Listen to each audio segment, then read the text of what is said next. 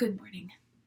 Hi, my name is Lindsay. Welcome to my Quarter Pass Arts and Crafts Journal, just where I try and fill up 15 minutes a day with something I've been making or something I've been thinking about, because I don't always have much progress to show on things each day, but I want to try and get in front of the camera and do a little bit of candid filming because something about it feels really good.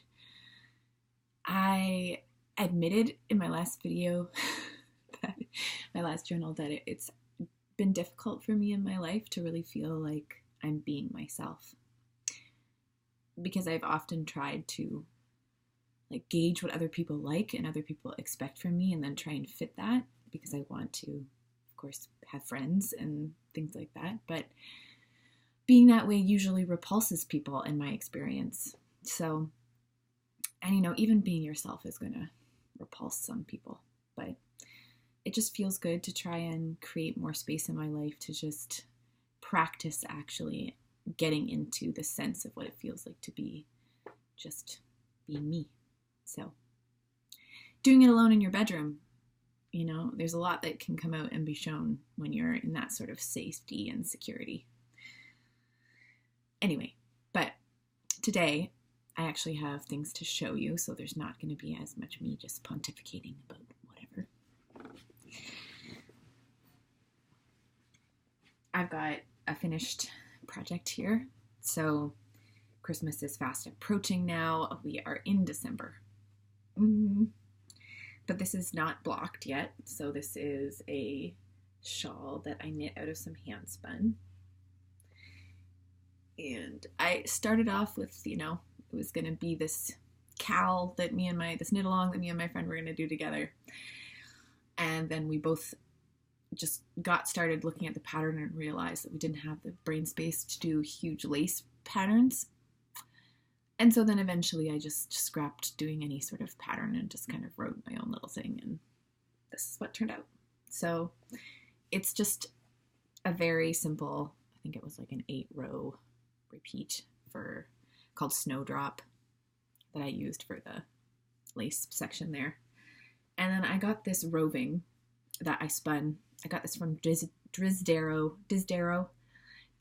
Ranch, and they have just become neighbors basically to West Coast Color, where I've spent some time in the past, a farm, and she's got a little garter there too, and she's got her dye studio on the farm as well. So Disdero and West Coast Color have just become farm neighbors, which is very exciting. So she has lots of Romney sheep, Corriedale, and Mohair. So I believe this was a Corriedale and Mohair mix. And I'm very in love with the way that this kind of created a stratification look. And it does remind me of birch trees, and birch trees are my favorite. So that is done. It just needs to be blocked. This is the one thing that I wish I had done differently, and I don't know why I wasn't thinking this through. Just keeping a little short garter edge along here just helps keep the edge stay completely straight, whereas I did a stockinette and now it has a little bit of a dip. It'll block out and it'll be okay, but that's just a note for next time, is garter edges helps things from curling. Okay. And then I completed the first sock in the test knit that I was doing for winter's weather knits, Joey. And so it's done. So I didn't have a full 100 gram skein. I had a 75 grams, and this is what it made still.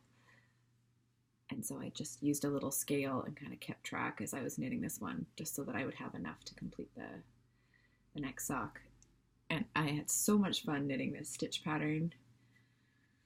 The sock has got this great, it's a very easy and quick construction. That's so wonderful about these. I basically knit this one sock in a day. It only took a few hours. And so it did a heel construction that I have not done before. And I like how it turns out. I feel like it really cups your foot. And it creates a decent amount of room in the instep, so it doesn't really stretch on the instep. So yeah, look at my feet, they're so cozy. So I did the small size, and my gauge is a little bit bigger than hers because I used a worsted more Aran weight, I think, but I did go down a needle size. Again, loose knitter here. So that's been fun. This is out of some 100% Canadian produced and spun Rambouillet. It's all from Alberta, Canada. And this is Homestead is the name of the base. And I got this a little bit of time ago while I was staying at the farm with West Coast Color, Lynn Anderson. So she worked with a mill to make this yarn. And it is glorious and squishy and so, oh so soft, but still woolly. But very much, I would easily, a baby could wear this. I'd say most people who are more wool averted people would even be able to wear this. I really do think that is the case. There's no itch or prickle factor to it whatsoever. And I just dyed this. I've just been learning, experimenting and learning how to dye. So I dyed some of those up. And next, I've made a little bit of progress on my linen t-shirt. I've been looking to design or just make or find a basic t-shirt that I could knit out of a fingering weight yarn. Thinking primarily plant-based fibers for this sort of pattern. So I'm trying a circular yoke construction, and I'm using the math from the Gracious Pullover by Espace Tricot. So I'm using their increase formula. I didn't want to come up with it myself. I was kind of scared because math is not my forte. So I'm seeing how this looks, and then once I get a better of an idea of what's happening and I've done it once, then I can start to work with things. It's just keeping things in my head and figuring them out in there that's not as easy for me. I gotta put my hands on stuff for it to feel like it makes any sense. So, yep, I'm still just right at the beginning of the neckband. I did a little short row on the back, just about an inch. So there's a tiny bit of a dip there, but it's just still so spellbound by this color. I think it's really nice. Yeah.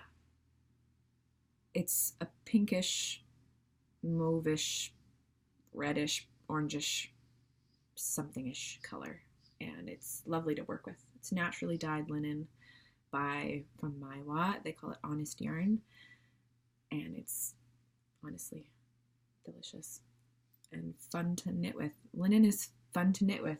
I was worried it was going to cause my hands to be sore or something. I haven't found that at all. I find it super relaxing because I don't have to worry about my needles at all catching any plies. It just glides. Okay, so there's that. No deadline for that, so that's why there's no fast knitting happening here. Christmas is coming, so I'm trying to stay more focused in on the Christmas stuff. I'm not sure. I'm hoping this will be done by Christmas, but this was a bit of a late request from a friend of mine, but that's okay. I'm doing my best. I'm knitting her daughter a scarf in a matching pattern that I had knit for her, I guess a year or so ago. So she wants her and her daughter to have sort of matching scarves in their favorite colors. So her favorite color was green, her daughter's favorite color is purple, and I'm using the old shale pattern, so it's nothing new. So this pattern's been around for a long time. And so it's an 18 stitch cast on, so you have to do 18 times whatever. I cast on 72 stitches because she wanted her daughters to be a bit on the wider side. And I'm using a new to me yarn. So she wanted to find something that she could order offline, and so I took her to lovecrafts.com and got her looking around on there, perusing for a nice natural fiber yarn at a decent, affordable price. She didn't want to go crazy, you know. I guess her top limit was like $40 or something for the materials. So we went with this. This is Cascades. I guess they call it Angian tweed. Angian. I don't know. But on the label, it says that it's an organic wool. And it's about a sport weight to a DK, 328 yards per ball, which I think is a nicely generous skein. So it feels very nice. It's got a bit of a woolen-esque sort of texture to it, and a very, very light tweedy bits. It's nothing that very heavily, at least this color is not very heavily tweed, but it's nice. I think it knits up quite nicely, and I'm enjoying knitting it very much. So I've been looking at a few of the other colors, because there's one in an olive color that's very pretty, and it's a bit more heavily flecked than this one is. So we'll see in the future. I have a journal and a notebook where I write down new yarns that I'm interested in as I come across them, because you can't buy everything all at once, even though you'd like to. I like to think about different materials. Materials hugely inspire me. So going and investigating and researching what materials are out there, and then knowing, you know, each of these fibers and breeds, they all behave differently and they're all good for different things. And I would like to test that out in my life and give that a go. So yeah. I'm going to put this down because I'm at the lace section, so I'm not going to, I'm in the middle of a row of a lace section. Ew, irresponsible. Okay, so now it's just going on to the next Christmas item that's on my list. I pulled out this skein of wool mice that was sent to me by my friend in one of our yarn box adventures. I call them hugs in a box, because basically when you send people yarn, it's the same thing as giving them a hug, right? But in her giant box of hugs, she included some wool mice, and I have never knit with wool mice, and I've always wanted to. And they come in these, this is the twin, so it comes in a 150 gram skein, so it's a generous skein. I'll be able to get 2 pairs of socks out of this, no problem. So it's quite a Christmassy, cheerful color, I think. So I'm going to be making a couple pairs of socks out of this for some of the dudes in my life. And that's all. That's all I got for today. So that's pretty good.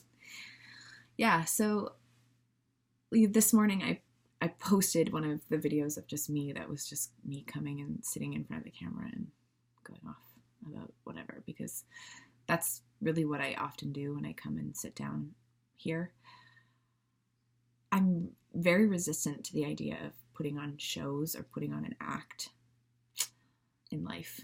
And one of the main reasons is because I have been that way before, and I've reaped what I've sown by doing that. And I felt lonely and I felt disconnected, and now I've just become completely sick of that way of being. So it actually makes me feel kind of gross whenever I feel myself having that mask come back on, where I'm becoming a people pleaser and I'm getting disconnected from what's really going on in my own head. And I need the practice, honestly. I think that's why I keep getting drawn back to journaling like this, is I need practice of just feeling safe enough, feeling confident enough to just say what's on my mind. And it's pretty safe to do that here so far. And I get that the internet is not a wildly safe place, right? Things can be brought up that you've said long ago, and it can affect your work life and potential future earning ability. And, you know, these things have consequences. What happens online is real. It can have real life consequences. So it's been kind of a struggle for me to know what's acceptable to do here or share here, because I want to be real, but I don't want to be, you know, throwing crap around about people and causing a ruckus. I don't want that either. So, you know, being real isn't coming and having these, you know, big gossip sessions or anything necessarily. It's just learning to just say what's on my mind, I guess. So that's what I'm doing. And I'm going to keep doing it, and I'll do it again tomorrow. So bye for now.